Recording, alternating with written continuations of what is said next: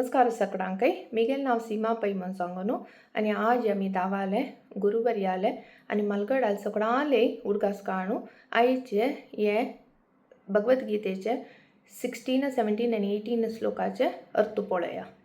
Last एपिसोडांतू तुम्ही 13, 14 आणि 15 चे अर्थ तुम्ही पळयलेला आसा. ज्ञानेन तु तद्ज्ञानै येषान्नाशितमात्मनः तेषामादित्यवज्ञानं प्रकाशयति तत्परम्.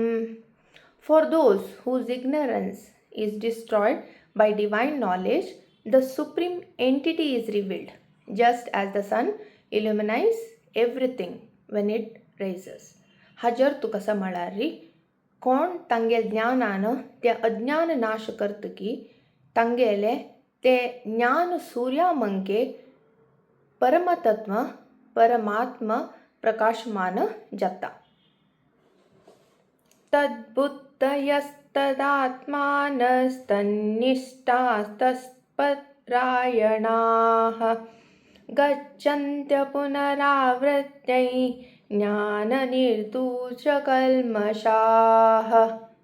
Those whose intellect is fixed in God, who are completely absorbed in God with firm faith in Him as the supreme goal, such persons quickly reach the state from which there is no return. Their sin is having been dispelled by the light of knowledge.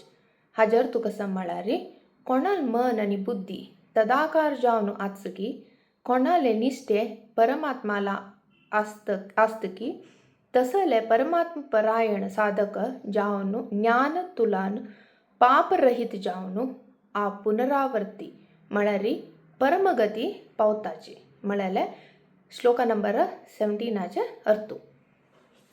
विद्या विनय संपन्ने ब्राह्मणे गविहस्तिनी शुनि चैव स्वपाके च पंडिता समदर्शिनः.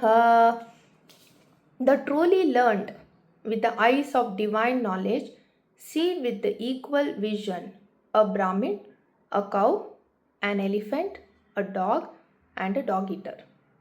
हजर तू कसा म्हळारी ज्ञानी महापुरुष विद्या विनय संपन्न जावन असेल ब्राह्मण तो आणि चांडलांतो आणि गायंतो हस्तींतो सुण्यांतो ಈ ಸಮರೂಪಿ ಪರಮಾತ್ಮಾಕ पळयताची म्हळ्यार श्लोक नंबर 18 अर्थ.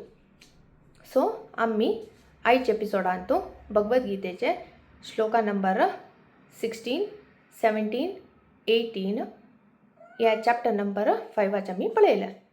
नेक्स्ट एपिसोडांत आम्ही श्लोक नंबर 19, 20 आणि 21 पळयताचे. योगेशं सच्चिदानन्दं वासुदेवं व्रजप्रियं धर्मसंस्थापकं वीरं कृष्णं वन्दे जगद्गुरुं. श्रीकृष्णं वन्दे जगद्गुरुं. श्रीकृष्णं वन्दे जगद्गुरुं. जय श्री कृष्ण. धन्यवाद.